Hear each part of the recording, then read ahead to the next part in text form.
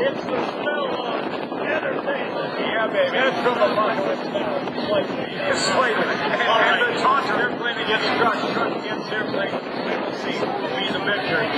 Well, can I ask the audience what they think? Rock and roll. All right. Okay, audience, help me out. We need to know how many of you think the airplanes can win this race with the jet. Come on. Saying yes. How many people think the jet truck can beat the biplane? My people have spoken. This is my Cleveland audience. They'll tell you what they want to see. They'll tell you what they want to hear. And they know jet.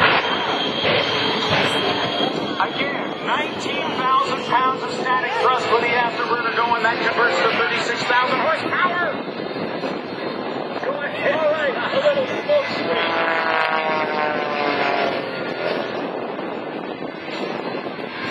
All right, one man, one airplane, one turn, three jet engines, one outcome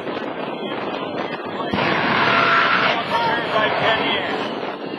Jet truck, the Kevshot, second generation.